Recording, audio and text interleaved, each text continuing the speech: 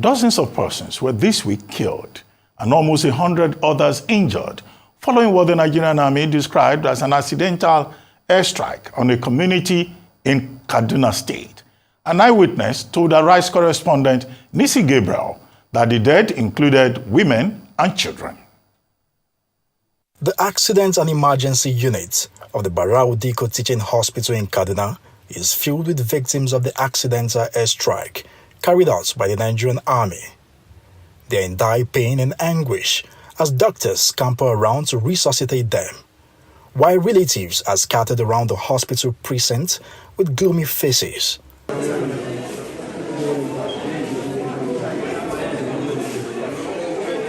A family member of one of the victims tells Arise News outside the hospital premises that tens of people died on the spot, with many villagers estimating it at over 50 persons killed. According to him, 2 blasts rocked the gathering on Sunday night. The first strike killed more women and children, while the second claimed the lives of those who went to rescue injured victims. Over 85 persons died. We brought 66 injured persons to this hospital. More children were among those killed. From what we gathered, more children and youths died. The youths that went to rescue injured victims were killed in the second blast. We are calling on the government to come to their rescue because most of the victims are poor, especially with the current hardship. They don't have what it takes to take care of themselves, not to talk of footing their medical bills.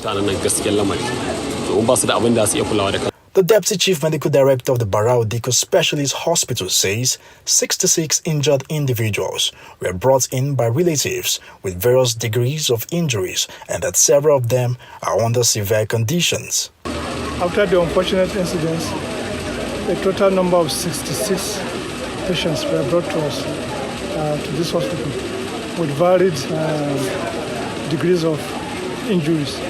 Right? Some are very severe, while some are mild and could be treated on outpatient and then they can go. We are still assessing them. Some are already in the theater. We are going to assess the extent of injuries. Right? Some have very blunt abdominal injuries. Some have lacerating abdominal injuries with so much massive bleeding. Some have some very bad fractures, right? Some have certain other injuries that we are going to assess. Some have been taken to the theater. It is after that assessment then we will now determine the extent of the injury. Meanwhile, the Kaduna State government says it will take responsibility for the treatment of the victims and all the logistics. Governor Obasani says an immediate investigation into the tragic incident is ongoing to avert a repeat. He has also dispatched top government officials to the area to assess the situation and revert on ways to lessen the pains of the families of the victims. Meanwhile, the Igabi community remains a hard-to-reach area that's inaccessible to journalists due to the previous activities of terrorists in the community that has also seen the military intensifying its bombings there. Nisi Gabriel, Arise News.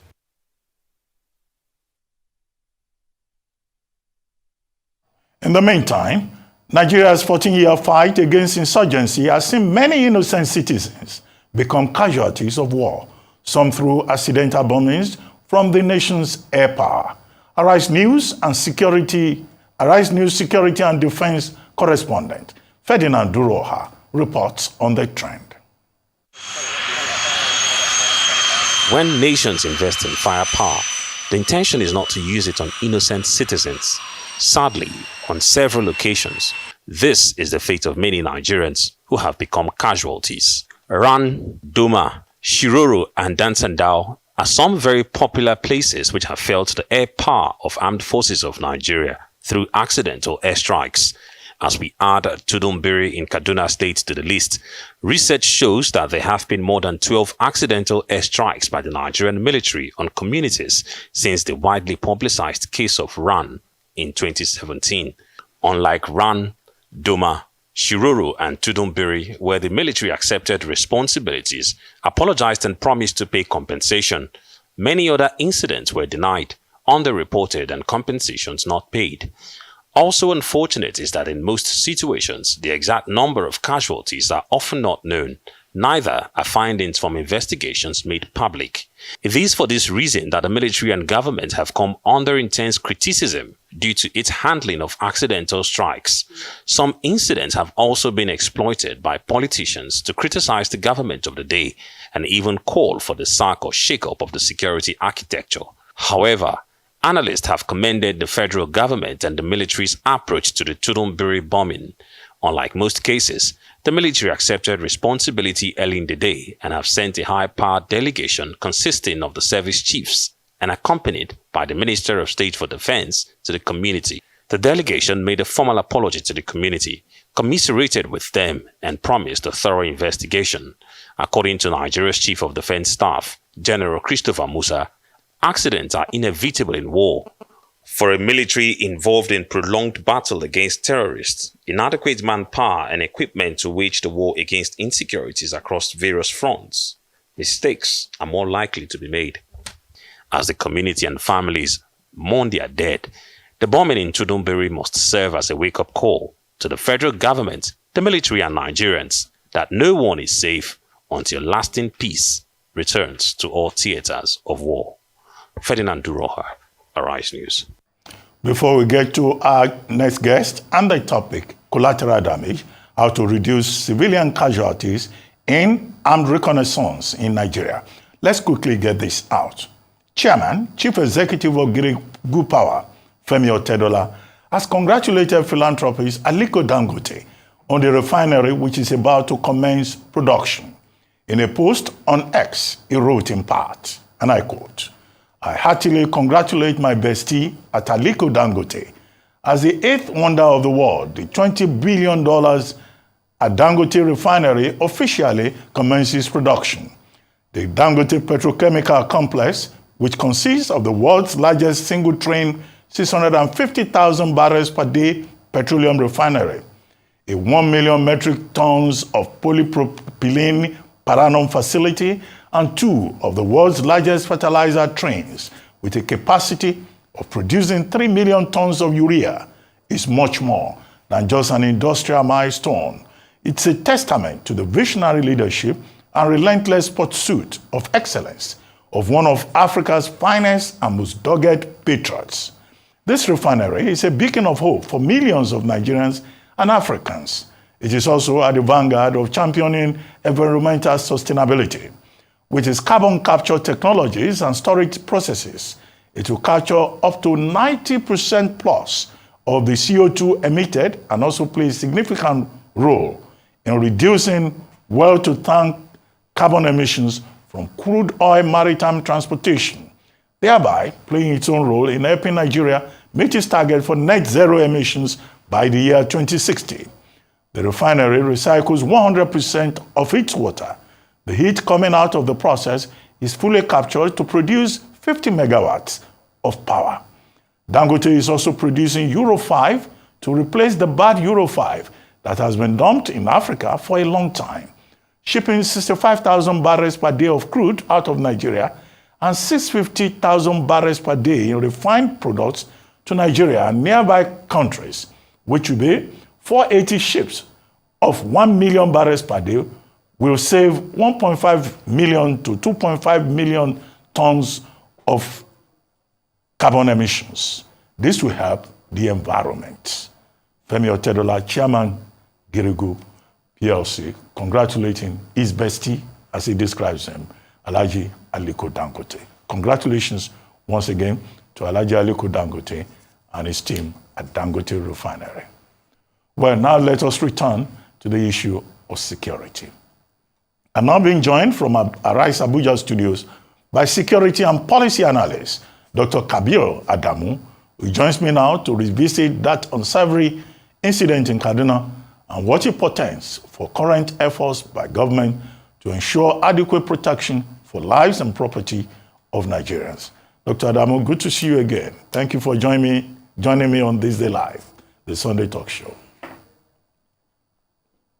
Same here, Dr. Attati. Good evening, and hope your Sunday is going on well. Well, you can see what I'm doing on Sunday. I'm here every Sunday. But very quickly, on December 3, there was this accident in Tudun Biri village where an unmanned area vehicle, armed vehicle known as drone, sent on a reconnaissance, mistakenly bombed civilians who were standing under a tree during Maulud Nabi. And the military said, oh, it was an accident. The Air Force said it was not their deed because the Nigerian Air Force seems to have a reputation for that kind of collateral damage. And then, of course, the Nigerian Army then adjusted the story and said, oh, it was failure of intelligence, and that, you know, they had to hit the civilians because they were moving in a pattern that looked like that of bandits and terrorists who are notorious for embedding themselves in communities around that area. Now, I saw your report by Beacon Consulting, where you reported that over time, about 417 civilians have been casualties with this accidental discharge. Daily Trust put the figure at 317. SBM Intelligence also gave a high figure. Now, how do we put an end to this? Is it that our soldiers don't know how to use drones, which is supposed to be a game changer in modern warfare?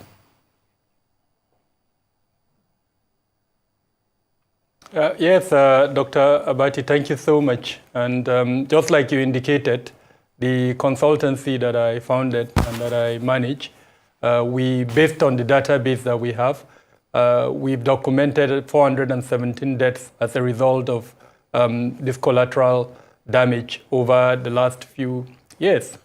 What are the major themes that we've discovered from all of these 18 incidents that we've documented? They are principally related to failure of intelligence, and then, of course, the possibility that the standard operating procedure, the rules of engagement, may have not been complied with. Now, I use the word may because, unfortunately, just like your reporter mentioned, the findings of the committees or the investigations into these 18 incidents have never been made public. Even using some of the close sources that we have in an attempt to find out from practitioners what may have went wrong, unfortunately did not reveal a lot in terms of whether it was an issue to do with standard operating procedures and rules of engagement. Now, the third point is the transition from the usage of conventional assets to these modern assets. If you pick the Nigerian Air Force as an example, we know that there was a transition that was almost similar to what we've seen in other countries, where they started with the unmanned aerial vehicles that were used for intelligence and reconnaissance purposes before they went to the weaponized ones. Now, in the case of the Nigerian Army, we didn't see that. It was a jump from almost directly to these unmanned aerial vehicles. So it raises the question on whether there was adequate training, as well as whether there was development of comprehensive standard operating procedures for the usage, as well as for the deployment of these unmanned aerial vehicles. Then the fourth point is the framework for the acquisition of all of these unmanned aerial vehicles. We exist in a country, as it were, and we're guided by several components of either our national security strategy or our national defense policy, or several other components of the provisions of our laws. Now, when we, I bet I kind of challenge anyone listening to look into the budgets from 2021 up until this year, 2024, you would realize that there are provisions for the acquisitions of these modern assets, including the UAVs.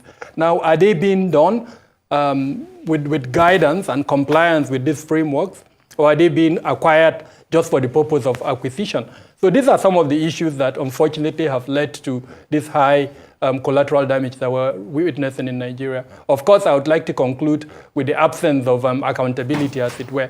Of all the 18s that we've documented, there is not a single case where one person has been held accountable for these incidents.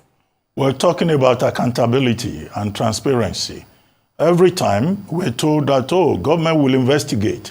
And this time around, we have heard from the Chief of Defense Staff, the Chief of Army Staff, the Vice President visited, the President himself issued a formal statement, all of them saying that, look, there will be proper investigation to find out what happened to prevent future occurrence.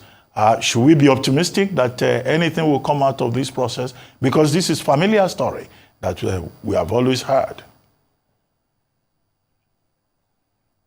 Yeah, I must say the optics by the Bola Tinubu Ahmed administration is commendable if we compare it with previous responses. But I use my word, consciously, optics. What is even more important is the procedures that follow. And we were reminded recently by two persons, and if you allow me, I will mention them.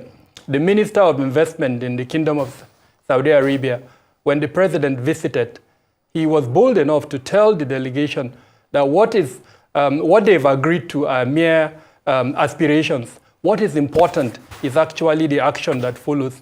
And then also a cabinet minister in Nigeria here, by person of the Minister of Interior, also reminded of this desire to follow through with actions when he said action is what is important. So in this instance too, I think what matters is beyond the optics that I described as commendable, is to follow through with actions.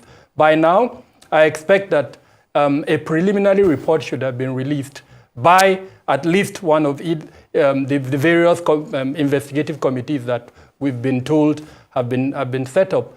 Now, that is how you build confidence.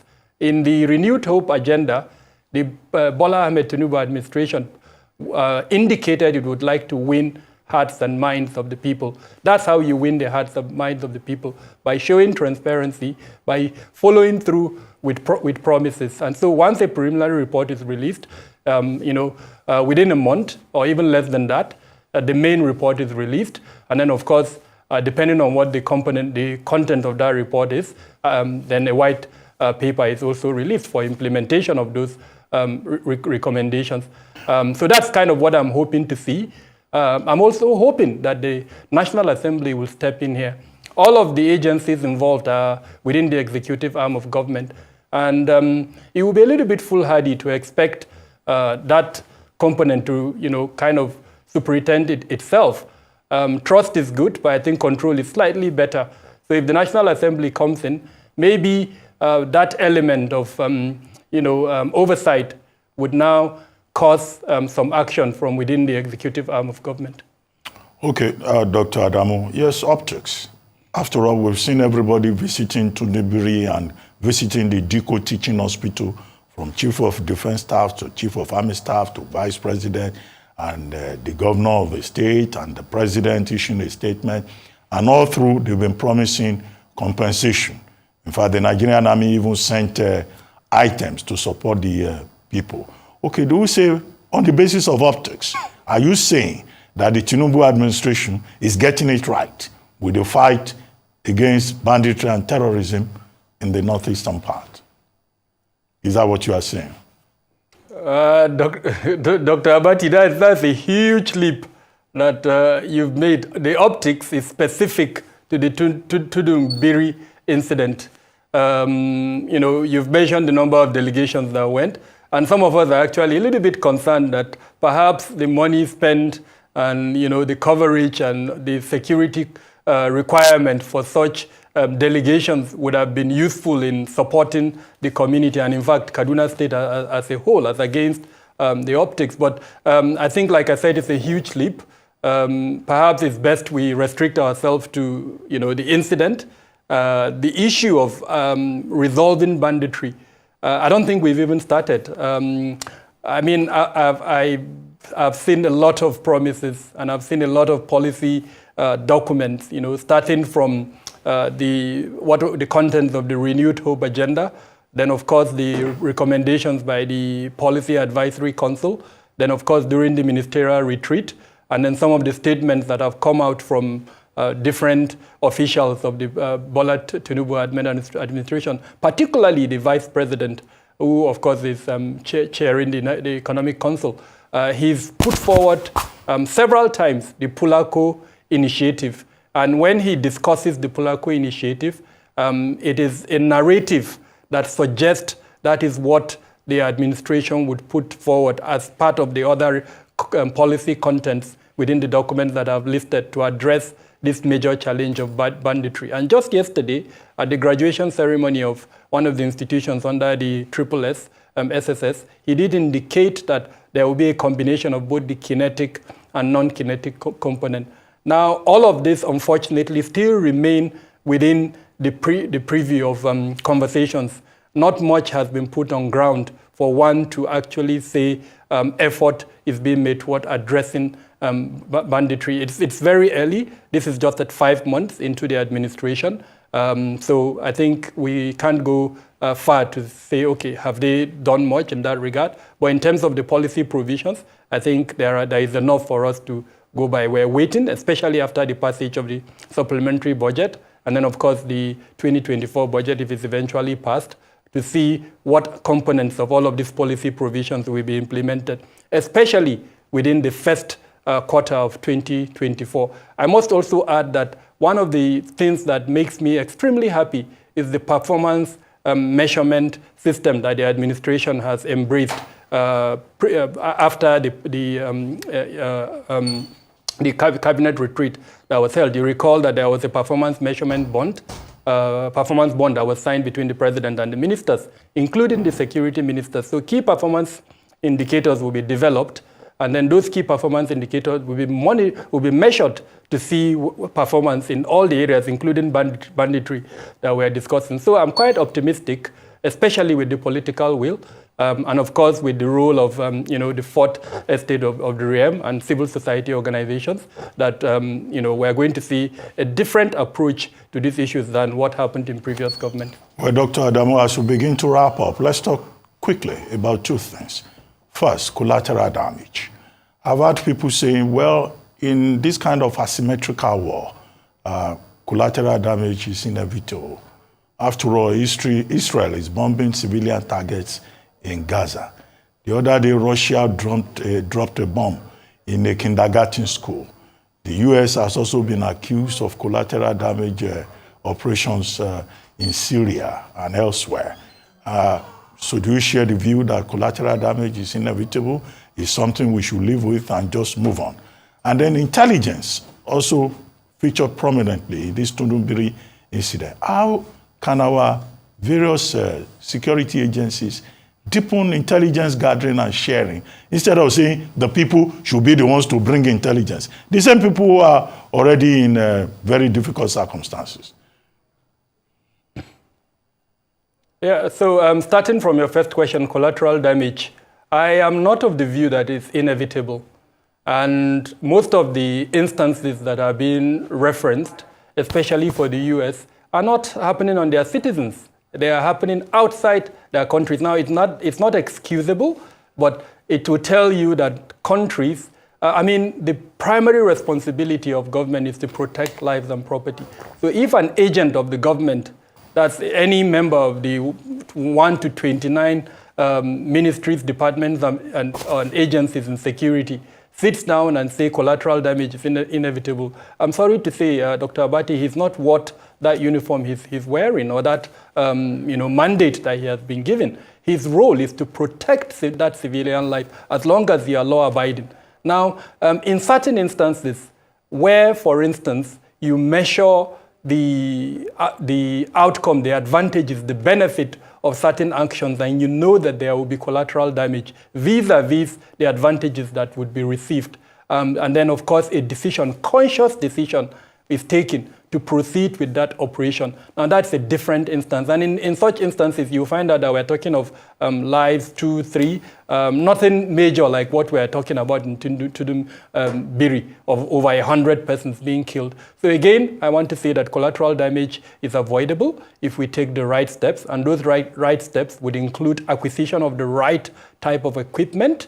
We know what our threat elements are, And I would beg our security departments to wear their thinking cap, to purchase equipment that are commensurate and that would address our threat elements. Number two is the requisite training that is required for the usage of those assets that have been procured. When you have an asymmetric threat element that embeds itself with civilians, the usage of drones may not necessarily be your best bet in those instances, except where you are able to isolate the enemy and then, of course, deploy the missile or the projectile, as it were, against the specific enemy. But where the enemy is embedded within civilians and the casualty rate will be as high as what we're discussing in Tudun, Biri, it's not acceptable, and I would not be a party to a conversation that says collateral damage is inevitable. The third component is, of course, the operational procedures for the deployment of those bombs. Now, there are several components of this. What will be the means of communication between the base, the command base, the operational base, and the person pilot, for instance? And there's several other issues that would arise with regards to these rules of engagement and operational procedures. I'm hoping that when an investigation is being conducted, they would look at that area. One prominent issue that came out in the statement by the DHQ on the incident is the use of the terminology pattern of life or pattern of activities. Now, that because it's a public space, I'll be very mindful what I say, but I will urge anyone who is investigating that incident to look closely at that statement. What does it entail? What does it mean? Are there elements of profile in there that suggest a pattern of life is attributed to a particular individual or person? Is the pattern of life a component of indicators that would have to tally with other indicators before a decision is taken? Or is that pattern of life on its own the merit upon which a decision is taken? All of these, I think, are critical and very important. Now, with regards to your second question, intelligence, and whether the people should be relied upon for intelligence, and I say yes. But in what instances and what circumstances should be people relied on for intelligence? Number one is we have to win the hearts and minds of the people. We have to show the people that we're actually working for them. In other words, the security imperatives of the government should be one that the people can relate with and understand that, look, it's because of them that this security is being provided. The moment that happens, then the people would feel happy and willing to provide security. And that is why, provide intelligence.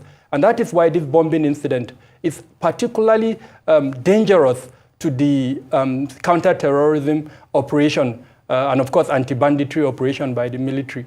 It sets its back, to the extent that the people may not necessarily accept if certain conscious effort is being taken to reverse the narrative and the perception at the moment by the people, so that they can now embrace and support both the counter-terrorism and then the anti-kidnapping operations. Now, in doing that, the platforms for the harvesting of this intelligence must also be made easy to acquire and then, of course, easy to also process. Intelligence is a cycle. Your ability to harvest it easily, your ability to process it, your ability to disseminate it would matter a lot in this instance. So I'm hoping that in the coming months, in the coming days, these are some of the components that we would see. Of course, I haven't spoken about the fusion of this intelligence. I mentioned that there are about 27, 29, there are about ministries, departments, and agencies in security. How is intelligence from all of these 27? How are we the fusion of this intelligence to make meaningful form and then to allow its usage by all members of the security sector? I think that also is very important. And there are particular offices within the security sector that have responsibility for that. I'm not seeing enough of that being done at the moment. Well, on that note, I would like to thank you very much, Dr. Kabir Adamu, security expert and chairman, Beacon Consulting, a security firm, for joining us on this Day Live, this Sunday talk show.